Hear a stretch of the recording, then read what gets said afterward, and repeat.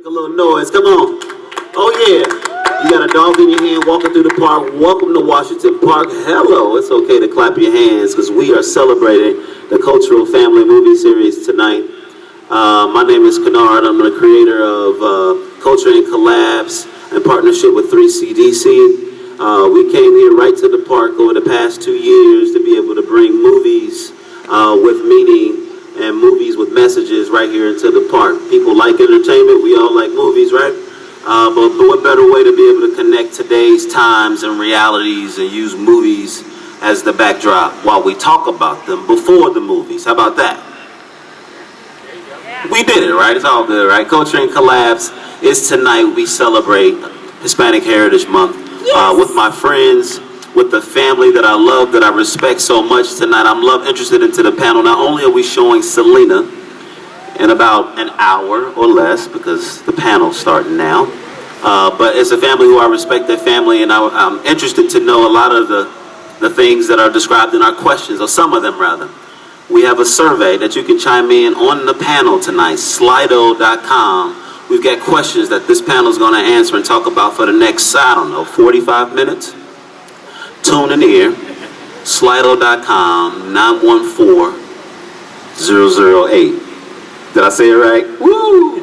I went on a limb there, 914-008, like I knew it good, and I do. Chime in tonight, there's a survey right there, okay?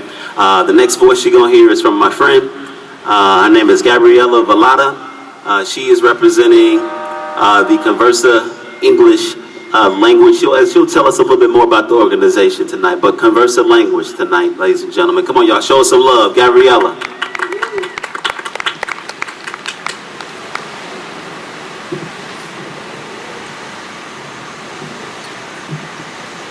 Hello. My name is Gabriela. Thank you, Kennard. I'm here representing Conversa Language Center. We are a English language school located in downtown Cincinnati. We host English lessons for all kinds of people. We also help people in the process from other countries who want to come over to the United States to learn English, often with the goals of returning to their home country and getting a better career, or to go to a university in the United States. We help them with the visa process to get an F1 student visa. And we're happy to be here hosting the panel discussion tonight. I will let some of our participants introduce themselves. We can start with Lorena. Hi, my name is Lorena Mora Maury. I'm here representing the Hispanic Chamber, Cincinnati Hispanic Chamber, Cincinnati, USA. I'm one of the more than 40,000 Latinos that live in the area, Cincinnati metropolitan area. I am one of the many Latinos that speak both languages, and I'm here because we want to talk about our culture, our community, our Latino community in Cincinnati, but also to celebrate Selena legacy. Hi, I'm Diego Vallada, and I represent Connected Language Services. We offer translating, interpreting services to governments, companies, medical, hospitals, and things like that. We also do translation of documents, legal work, court work, and that kind of stuff. And I'm a native of Argentina. I was born there, lived in California for a couple years, and I always wonder why my parents moved me to Cincinnati, but we lived in San Diego, California, where my sister was born, and I've been here ever since for the last 40 years. So I look forward to having this discussion. Hello, my name is Mabel Armeyer. I am also from Argentina, and I moved to Cincinnati about, let's say, 35 years ago. I also speak Spanish, and I work as an interpreter for the clinics and hospitals and businesses around Cincinnati. I thank you for being here.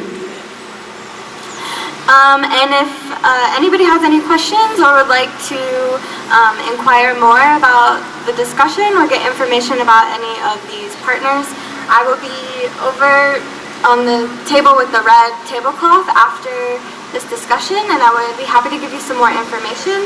I also wanted to mention again that all of the questions that we're going to be discussing are posted on Slido.com. and the code is 914008. So if you would like to participate in the discussion, we would love to hear from all of you. So I would just jump right in. One of the reasons that we chose Selena is because a lot of Latina girls looked up to her for many reasons. She was a big pop icon all across the world. She spoke Spanish and she could sing Tejano traditional music, but she also had a cool R&B sound and looked like she came directly from MTV, so she related to a lot of American young girls as well. She had one foot in both cultures, and I think that this is something that a lot of American families in the United States can relate to, having to balance the two cultures in their everyday lives. I know that this is something that my family can relate to, and so what are the struggles or implications of losing touch with your culture when you live in the United States, where your culture might not be fully accepted, and how do you nurture your own cultural identity in your everyday lives? Well, I will talk about my community, Cincinnati community. I work with many of the Latino, there is the new immigrants in the community, and I can see that the new immigrants that are arriving to Cincinnati are from Guatemala. Mostly of them, they speak more than 60 languages, and for them it's difficult to be part of the community because they are not, they don't speak the Spanish. Most of them learn Spanish here. So I think for them, the challenge is how to feel part of the community without losing the cultural identity. So I fear that most of them, they suffer isolation and depression, and that's my concern as a Latina that works with them. How I preserve my identity is be part of the community. I'm part of the Hispanic Chamber of Commerce. I'm volunteer with the Latino community. So I feel like I'm part of a community. That's the most important part. But also I celebrate my roots because I'm from Venezuela. So I celebrate my food. I speak Spanish with my daughter that is Spanish with her. I keep connecting and learning more about our communities growing here, and to celebrate the traditions that we need to be feel proud of, that we have a tradition, and how to incorporate them in a family, because my husband is from California, is an American, how we can continue our traditions and identity. And the most important challenge that we as a community in Cincinnati is that send the message to the new immigrants, important to preserve their identity, cultural identity, without feeling afraid of losing, being part of this community.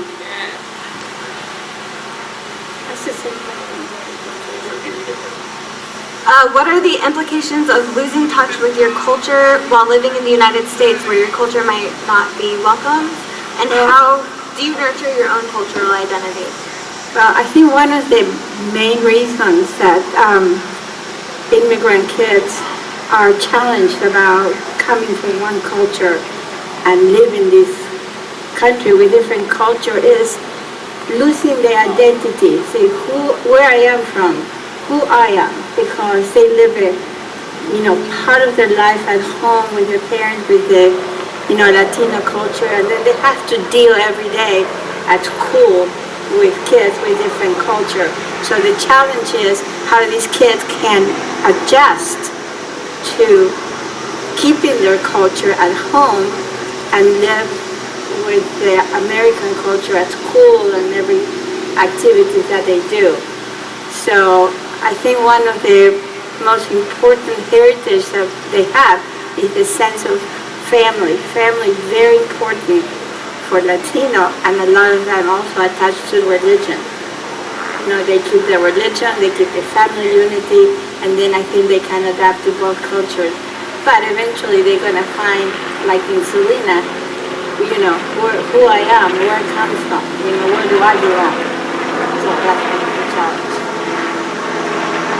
as somebody who had to face that coming from Argentina, being in the United States when I was 4 or 5 years old, moving to Cincinnati, Ohio in the late 70s.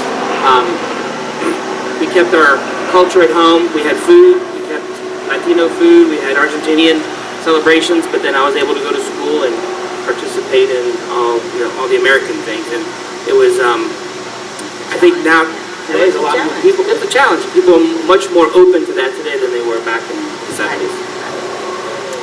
So how do you think we as a society can be more welcoming of the diverse range of cultures that are present in the United States or even in just Cincinnati? I think it's important that we give the opportunity to be visible. With events like this one, we are visible. We have visibility.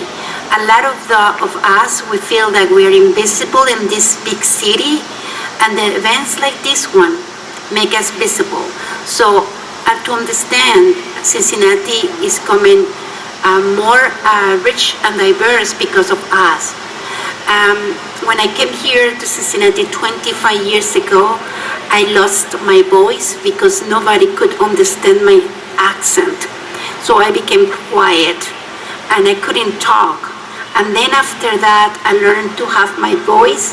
And I'm here because I'm behind my back. It's the many voices of the Latino that I have interviewed for many years when I create a platform for them to show their talent, their voices. So I'm here because thanking the 3TC and all this, they're organizing this event because maybe we're 3 or 4 here today and we're representing many of us that we are part of the city. I think some of the things the city could do and the county could do, I mean, it's pretty simple things, like when you go online, you should be able to read it in Spanish, read it in whatever language whatever language your family is. There's not enough information in different languages to help people like there are in other cities. I think that would help. Oops.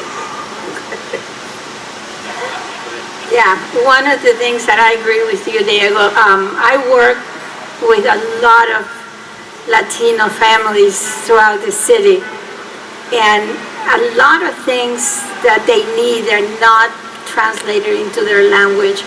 So it's hard for them to feel part of the community when they are not being spoken in their own language for basic things like, I don't know, medical care or, so that's one of the things that even the webpage, they don't have a lot of diversity in their contents of, the information about the city, about politics, and, and I think we should be involved more in what's happening in Cincinnati in this time in Spanish. That's what everybody speaks, Spanish, and I don't think being enough done to promote that culture in the city.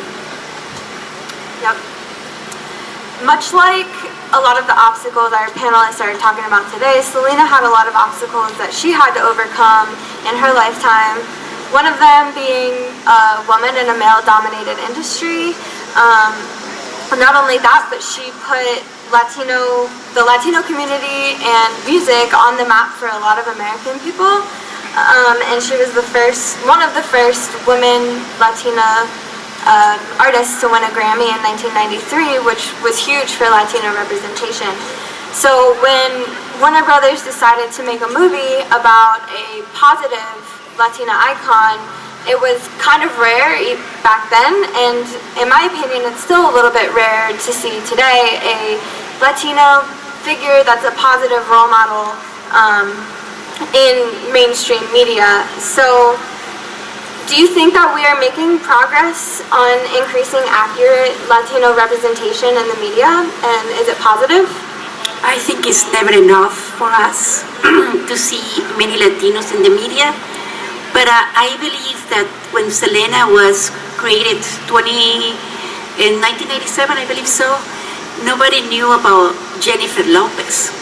So Jennifer at that time was the first Latina that was paid $1 million So we have seen that we have a long way to go for representation, Latino representation in the media, but we can see that we're going, it's never enough. I see in my community that we are here in Cincinnati, we see many artists, like we have Victor Velez from Son del Caribe, we have many talented people there, part of the community, they are singing, they are dancing, we have many dances companies that they want to share and connect the community. I see from the media, I see a lot of new Latino leaders. I see we have a senator in Cleveland. We have Latinas. They're running for 3 Latinas. They're running for the school board in Columbus. We have many voices that they want to be. Now we have a voice in another term in the political and the media. We have a radio station here. We have radio, we have many things that we didn't have 25 years ago when I came. So it's never enough because we are a very diverse and rich community, and we need to be part of not only a national level, just in the local news here in Cincinnati, because we are news. We're here and we have to be part of the news of a city that we have Mexican restaurants, we have Venezuelan cafes, we have many places that we need to be highlighted because they're contributing to the growth of this community and making more diverse Cincinnati. Well, I think the representation has gotten better. I think a lot of it has to do with technology. The internet's helped a lot of that with movies and with music. And I can speak for myself. I loved soccer growing up, and it was not very, you couldn't really see it anywhere. But today I can watch any game around the world, and I can watch soccer, which is, so get back to the technology, music, to not listen to the Spanish music we used to listen to in the house. Now I can listen to it. More of my kids now enjoy listening to Spanish music. So I think technology has helped a lot of that, kind of bring it more to the masses. I think globalization is changing the life of people daily. It's a process that, some generation gets easier and faster than our generation. And one of the things that I see in Cincinnati is that, and it's good, but it's not good enough. And like you say, it's so much more that we need. Like if you go to a store and you think, Latino food, the majority of the food is Mexican food. There is no Latino. We have a lot of rich background and history in Guatemala, in Honduras, in Colombia, in Peru. I mean, all those people that live here, they do not have the representation because I don't think there's enough knowledge, of those cultures. And I hopefully with, the media and the Netflix and all those, whatever the other media, through the music and through food and through, some other stuff, they can expand the knowledge of the Latino culture that is more than just, Mexican restaurant for their food or Peruvian food. There's a lot of other things that we can contribute that is so rich to bring to this, city. And a lot of the perceptions that people have are very stereotyped because of media, and they think that it's just, Mexican restaurants like you said. So do you think that the perceptions of Latino people have changed in recent years? I'm sorry? Perceptions of Latino people, do you think that they're changing? I think we have a long way to go. Yes, but we cannot change influence of the big picture, but we can influence in here. Right. So we can be a voice in Cincinnati for the change. So we are here because we want you to see us and to understand us, because we have a voice and we are not invisible, and we have wonderful cultural events that in this month of the Hispanic celebration or heritage, we celebrate how diverse and rich we are. That it's important to understand that for us, the family, friendship, and the fiesta and the football is what it put us together. So if you want to talk about our community, let's talk about that. We are becoming your friends. You are our compadres. You becoming our family to us. So that is important that today you are part of this fiesta for us to celebrate our beginning of the Hispanic Heritage Month, because we are celebrating that we have a voice here at the Washington Park, and I'm so impressed. Thank you for inviting me. Of course. So, a more fun question. Who are some of your favorite representatives in Hispanic media and culture today? Any TV, movie series? Well, I want to start, and I want to beat you to this. I'm sure you are. As everybody knows, we have a new professional soccer team, and through that, we have, many players that come from different countries, and, they're doing a great job, and so that is the start of having an international community that Cincinnati can understand and pay attention to it. So that's one of the things that, thank goodness for soccer, because they bring a lot of international. And by the way, the soccer event that is taking place in Cincinnati is being watched all over the world. So Cincinnati has been in the map in South America and in Europe because soccer is so popular and all over the world that they actually watch the games that are being played in Cincinnati. So that's pretty good. Yeah, that is actually true. We've talked to people in Europe, family members in South America, Brazil, Chile, and they all know what's happening with FC Cincinnati. It's truly helping us get into a more global mindset. And some of the Latino people I've looked up to, I'd say Lionel Messi, of course, Diego Maradona, who I grew up with, cheering for. So I'm a soccer fan, in case you haven't realized, but that's been my kind of people I've liked. Sorry. I just want to say that I have many singers that I like, but when I look here, I just want to be a voice for the people that we have here, and we have Sonia Morales Matos. She's a composer, and you see her playing piano at the Son de Caribe, and she just told me last week that she wrote a composition for the Cincinnati Symphony Orchestra.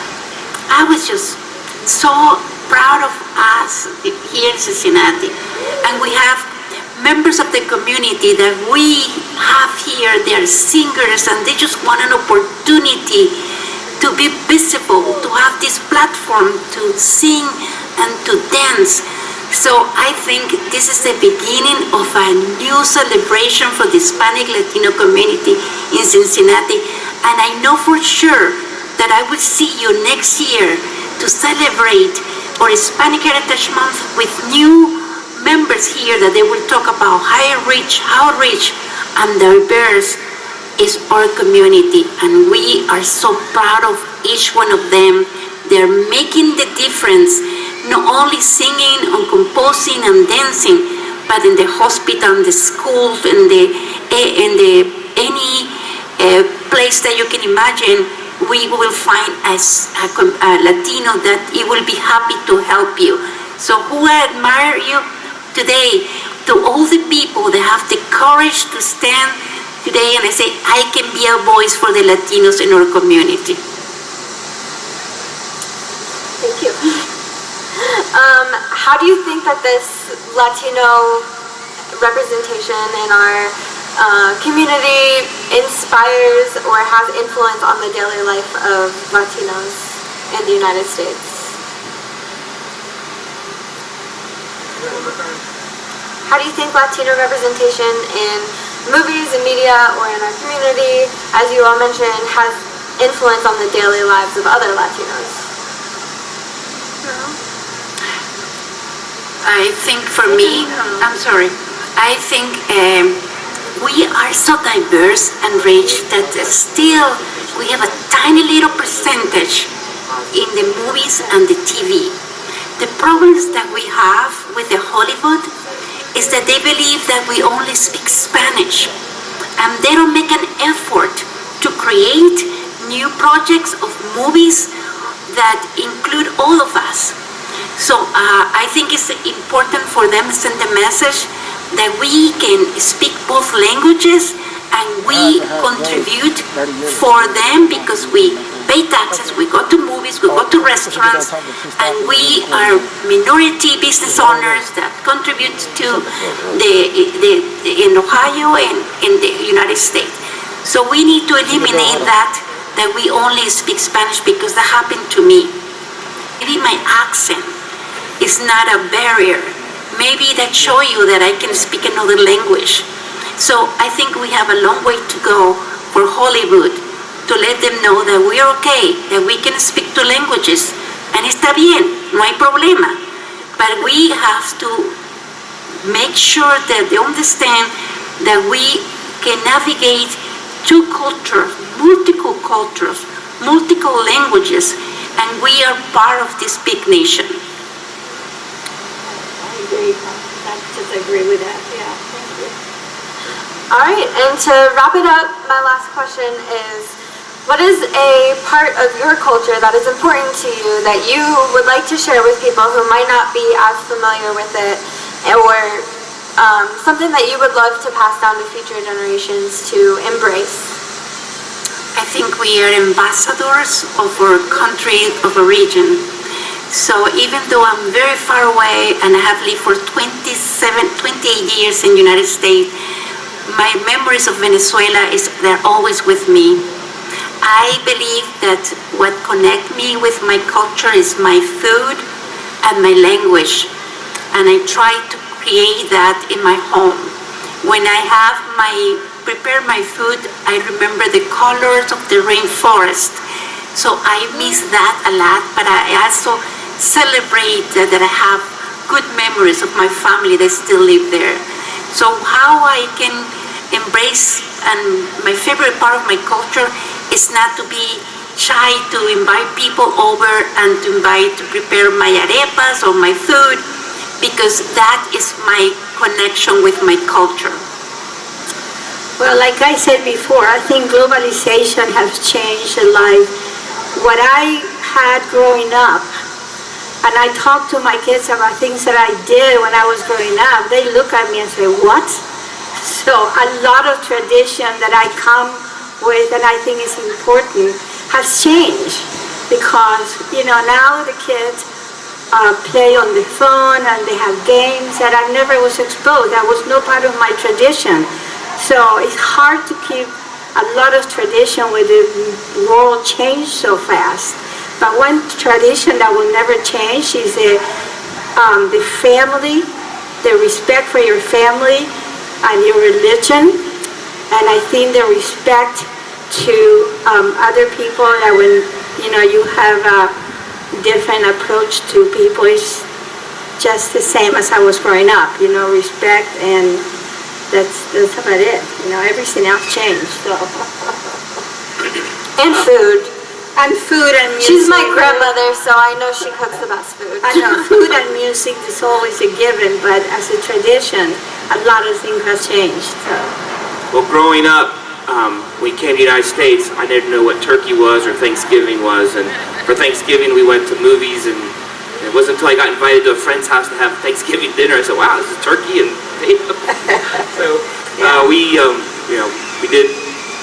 Another way to do it is to continue to celebrate what you had in your culture, the way you celebrate Christmas, the way you celebrate Kings, the way you celebrate different things. You can't be shy, just do it and invite people into your home and show them how we do it. The food, the empanadas. Nona makes empanadas from scratch at home, and we cook them, and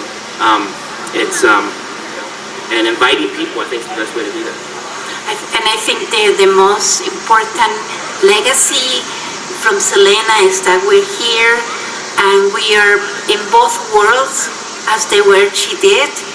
And Selena was very successful with that. And she changed the music industry.